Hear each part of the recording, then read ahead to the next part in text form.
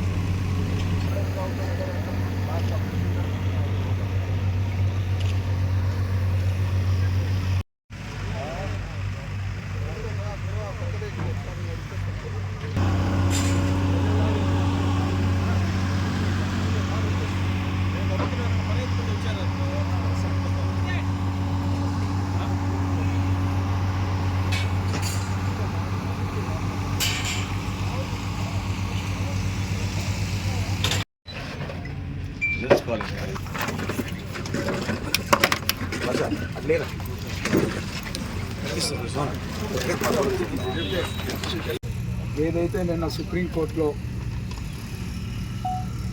వచ్చిన జడ్జిమెంట్ పైన ఏదైతే సాక్షి పత్రికల్లో జగన్ సొంత పేపర్లో వచ్చిన ఐటమ్స్ దీనికి సంబంధించి సుప్రీంకోర్టులో జడ్జీలు వెలుబుచ్చిన కోర్టు తీర్పుల్నే వక్రీకరించే విధంగా చేయడం కరెక్ట్ కాదని ఈ సందర్భంగా కూడా తెలియజేస్తాం. ఇదేం బాబుపై స్కిల్ కేసు కొట్టివేయం అనే విధంగా టైటిల్ పెట్టారు. ఎవరు చెప్పారు? కాబట్టి ఒక పత్రిక ఇదిగా ఉండి ఆ విధంగా చెప్పడాన్ని తీవ్రంగా కూడా గ్రహిస్తూ ఉన్నాం.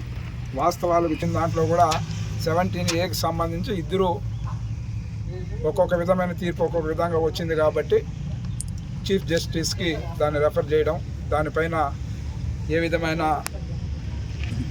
తీర్పు వస్తుందో దాన్ని ఎదురు చూస్తూ ఉన్నాం. అదేవిధంగా ఈరోజు చూస్తే ఈ యొక్క దీనికి సంబంధించి చూస్తే ఎఫ్ఐఆర్ ఇదైందే 9/12/2021 ఎఫ్ఐఆర్ దాఖలు చేసింది.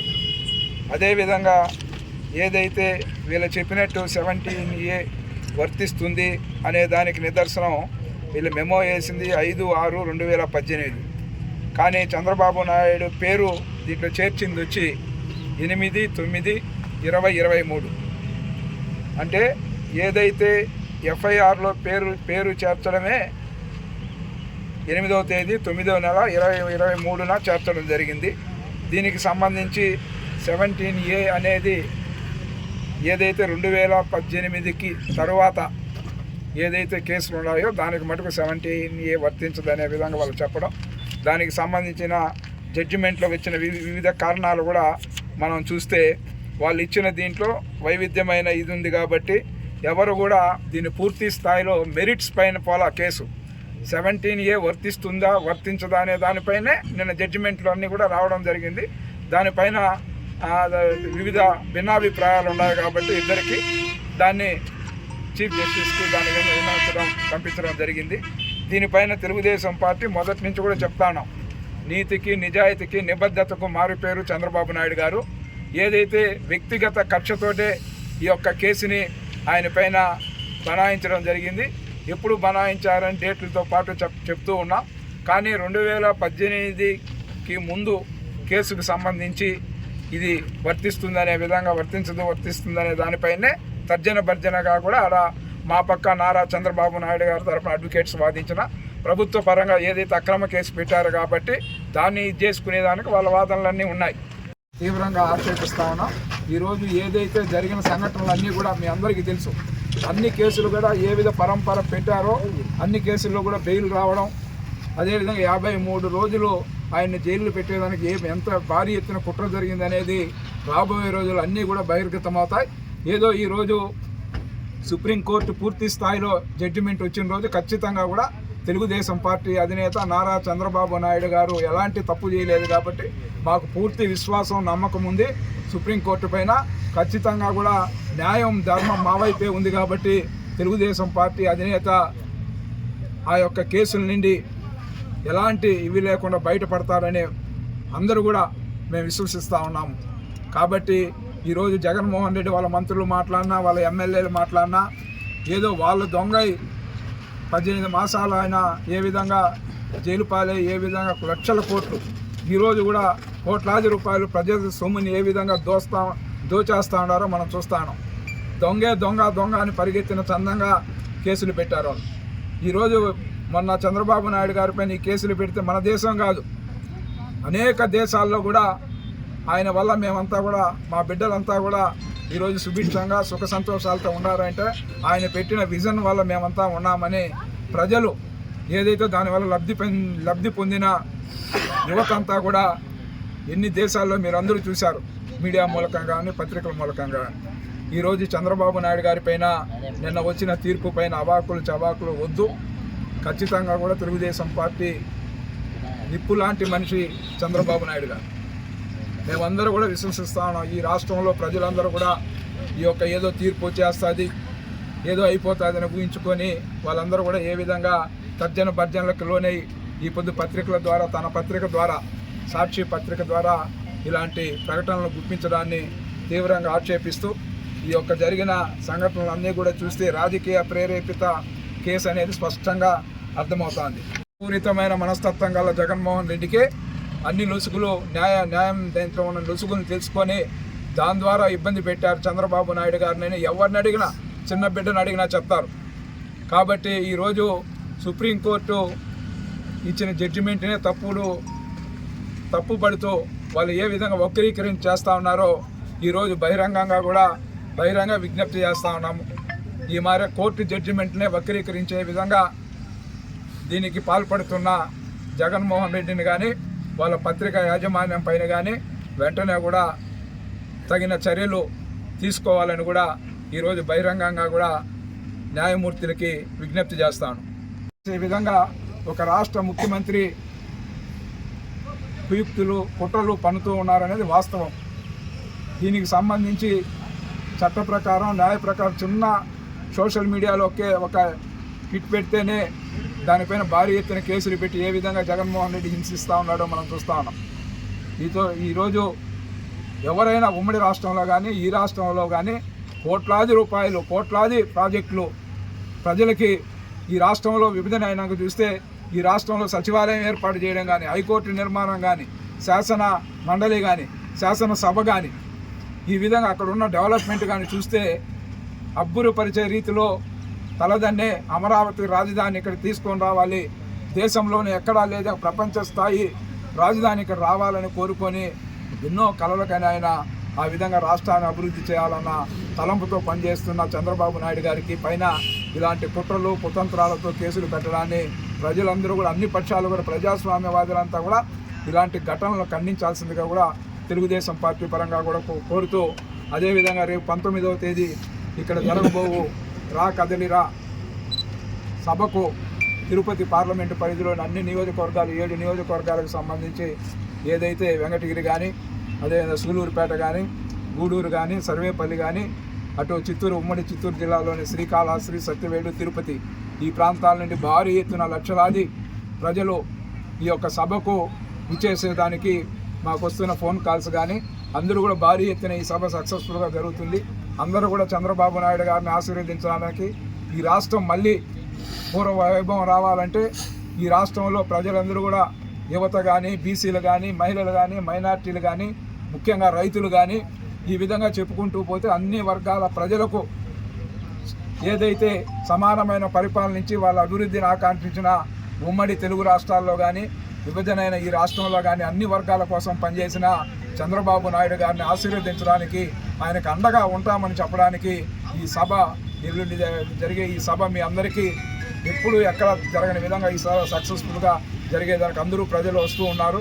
అందరికీ మేము విజ్ఞప్తి చేసేది ఒకటే, చంద్రబాబు నాయుడుకి అండగా ఉంటాం. ఈ రాష్ట్రానికి తెలుగుదేశం పార్టీ అధికారం రావాలి, చంద్రబాబు నాయుడికి అధికారం రావాలి, మాకేం కొత్త కాదు. కానీ ఈ రాష్ట్రాన్ని ధ్వంసం చేసిన ఈ యొక్క ముఖ్యమంత్రి జగన్మోహన్ రెడ్డి పరిపాలన కానీ ఈరోజు అన్ని వర్గాల ప్రజలు కూడా, ఎస్సీలు అంటామా, ఎస్టీలు అంటామా, బీసీలు అంటామా, మైనార్టీలు అంటామా, అగ్రవర్ణాల్లో ఉండే పేదలు అంటామా, అందరినీ ఇబ్బంది పెట్టిన చరిత్ర ఈ జగన్మోహన్ రెడ్డి సొంతం. అన్ని వర్గాల కోసం పనిచేసిన నేత చంద్రబాబు నాయుడు గారు. అందుకని మళ్ళీ ఈ జగన్మోహన్ రెడ్డిని ఈ రాష్ట్రం నుంచి తరిమేస్తే తప్ప ఈ రాష్ట్రం బాగుపడదు, ఈ రాష్ట్రం అభివృద్ధి చెందదు. ఈ రాష్ట్రంలో యువత వారి ఉద్యోగాలు అంటామా, లేదా చిన్నపాటి వ్యాపారస్తులు అంటామా, చిన్నపాటి కంపెనీల్లో పనిచేసుకోవాలంటామా, ఇవన్నీ జరగాలంటే మళ్ళీ చంద్రబాబు నాయుడు గారే ముఖ్యమంత్రి అవ్వాలని ప్రజలందరూ ఎదురు చూస్తూ ఉన్నారు. దానికి రేపు లక్షలాదిగా తరలి వచ్చే ఈ కదిలి సభ నిదర్శనమని కూడా తెలియజేస్తూ అందరినీ కూడా ఆహ్వానిస్తూ సెలవు తీసుకుంటాను. దీంట్లో జనసేనకు సంబంధించి కూడా ఇక్కడ ఉమ్మడి జిల్లా, అక్కడ చిత్తూరు ఉమ్మడి జిల్లాకు సంబంధించిన జనసేన పార్టీ నేతలు, ఇక్కడ ఇన్ఛార్జీలను కూడా వాళ్ళని కూడా ఆహ్వానించాము. వాళ్ళందరూ కూడా ఇరు జిల్లాల్లో కూడా వాళ్ళ పార్టీ అధ్యక్షులు, అదేవిధంగా వాళ్ళ ఇన్ఛార్జెస్, 7 నియోజకవర్గ ఇన్ఛార్జెస్ కూడా జనసేన కార్యకర్తలు కూడా ఈ కార్యక్రమంలో పాల్గొంటున్నారు. వాళ్ళందరికీ కూడా ఈ సందర్భంగా పార్లమెంట్ అధ్యక్షునిగా అందరూ వచ్చి పాల్గొని విజయవంతం చేయాల్సిందిగా కూడా సవినయంగా కోరుకుంటాను. ముఖ్యంగా వెనుకబడిన వర్గాలపైన మనకి తెలుసు, ఈ వెంకటగిరిలో ఏ విధంగా వెనుకబడిన వర్గాలు వాళ్ళ జీవనాధారమైన వృత్తులపైన ఏ విధమైన ప్రభావం చూపింది. వాళ్ళు వర్షాలు పడి వాళ్ళు లక్షలాది రూపాయలు నష్టపోతే మేమే పోయి ప్రత్యక్షంగా చూసాం. ఇన్ఛార్జి గారు మేమందరూ కూడా వాళ్ళ మళ్ళీ ఆదుకునే దాఖలాలే లేవు. వాళ్ళకి ఇచ్చిన సబ్సిడీ కానీ, వాళ్ళకి ఇచ్చే ఇవి కానీ ఏవి కూడా పూర్తి స్థాయిలో జరగకుండా వాళ్ళన్ని వ్యాపారాలన్నీ బంద్ చేసి ఏ విధంగా నిరీక్షిస్తూ ఉన్నారు. ఎప్పుడెప్పుడు తెలుగుదేశం పార్టీ వస్తుంది, బీసీలకు స్వర్ణయుగం అంటేనే తెలుగుదేశం పార్టీ. కాబట్టి మళ్ళా వెనుకబడిన వర్గాలకి మళ్ళా స్వర్ణయుగం రావాలంటే చంద్రబాబు నాయుడు గారు ముఖ్యమంత్రి కావాలని కూడా మా వర్గాలన్నీ కూడా ఈరోజు ఎదురు చూస్తూ ఉన్నాం మేమని కూడా ఈ సందర్భంగా తెలియజేస్తాం. జాతీయ పార్టీ అధ్యక్షులు నారా చంద్రబాబు నాయుడు గారు ఎప్పుడు కూడా క్లీన్ చిట్. ఆయన తప్పు చేయడు, ఇంకోని కూడా తప్పు చేయలేడు. తెలుగుదేశం పార్టీ అంటేనే ఒక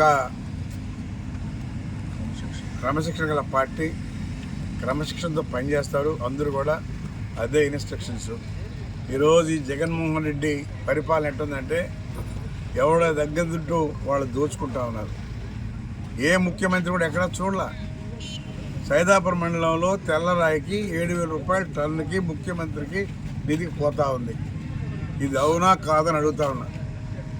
7,000 జే ట్యాక్స్ అని చెప్పి 7,000 రూపాయలు వసూలు చేసి జగన్మోహన్ రెడ్డి పోతా ఉంది.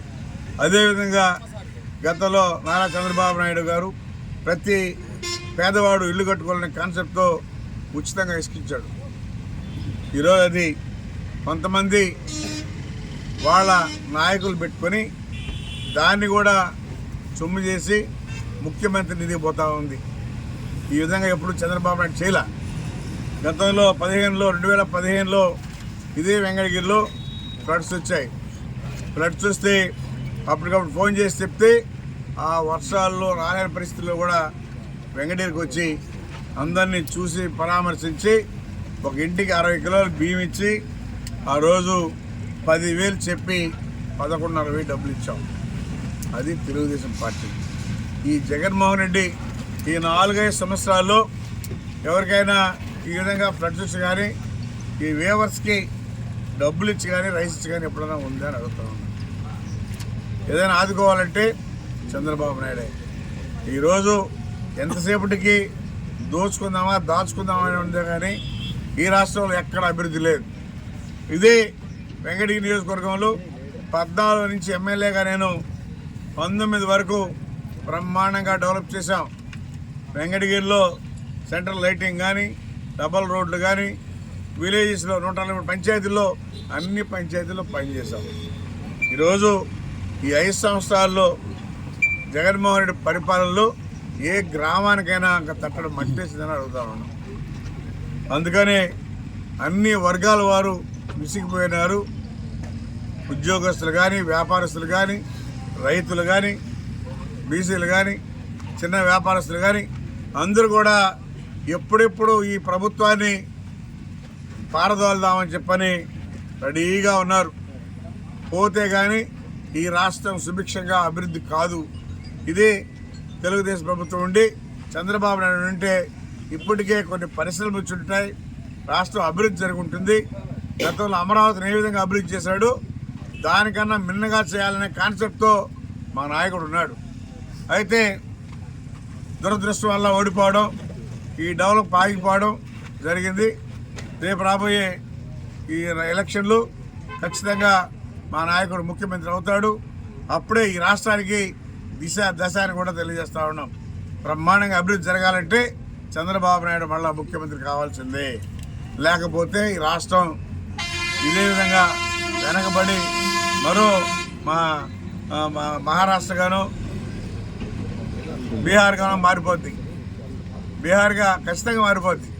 కాబట్టి బీహార్ కాకూడదు అనే కాన్సెప్ట్తోనే అందరూ సిద్ధంగా ఉన్నారు, గెలిపించుకుందని తెలియజేస్తూ ఉన్నారు. వెంకటగిరి నియోజకవర్గంలో రా కదలి రా అని చెప్పి ప్రోగ్రాం ఉదయం 10 గంటలకి మా జాతీయ పార్టీ అధ్యక్షులు చంద్రబాబు నాయుడు వస్తున్నారు. నియోజకవర్గాన్ని మరి ఈ పార్లమెంట్లో ఉన్నటువంటి 7 నియోజకవర్గాల మరి నాయకులకు అదేవిధంగా సోదరులందరికీ కూడా అందరూ కదిలొచ్చి ఈ జనసేన పార్టీ సోదరులు కూడా అందరూ వచ్చి ఈ సభని జయప్రదం చేయాల్సిందిగా కోరుచున్నాం. కల మీది, కృషి మాది. స్థలమైన, ఇల్లైనా ఖచ్చితమైన నమ్మకం మేఘనా కన్స్ట్రక్షన్ అండ్ బిల్డర్స్. మార్కెట్ లో అతి తక్కువ ధరలకే నిర్ణీత సమయంలో 100% వాస్తుతో ఇంజనీర్ల పర్యవేక్షణలో అనుభవజ్ఞులైన తాపీ మేస్త్రీలచే నెంబర్ 1 క్వాలిటీ హౌస్ మెటీరియల్స్ తో మీరు కోరుకునే విధంగా ఇంటి నిర్మాణములు చేపట్టబడును. అన్ని ప్రాంతాల్లో ఇల్లు స్థలాలు అమ్మబడును మరియు కొనబడును. ఇల్లు కట్టుకోదలిచిన వారికి ఇంజనీరింగ్ ప్లాన్ మీరు కోరిన విధంగా ఉచితంగా చేసి ఇవ్వబడును. Proprietor Jampala Prakash. Cell number 9493307777. ఇట్లు మేఘనా consultancy. Srivari real estate marketing private limited వారి సరికొత్త వెంచర్ ఎలైట్ గార్డెన్ సిటీ శరవేగంగా అభివృద్ధి చెందుతున్న ముతుకూర్ రోడ్ కాకుపల్లి దగ్గర అన్ని వసతులతో ముస్తాబైన వెంచర్ ఎలైట్ గార్డెన్ సిటీ. 100% వాస్తు, 100% క్లియర్ డాక్యుమెంట్స్ మరియు టైటిల్. నివాస గృహముల మధ్య గల వెంచర్. మంచినీటి సౌకర్యం, ఇరువైపుల ప్లాంటేషన్ మరియు డ్రైనేజీ సౌకర్యం కలదు. ఎడ్యుకేషన్ హబ్ కు అతి దగ్గరలో గల వెంచర్. బ్యాంక్ లోన్ సౌకర్యం కలదు. ఫ్లాట్ కొన్న వెంటనే ఇల్లు నిర్మించుకునే సదవకాశం. బుకింగ్స్ కొరకు సంప్రదించండి. Srivari real estate marketing private limited, Sridhars Krishna towers, 3వ floor, Annamayya circle, mini bypass, Nellore. Phone 7842829186.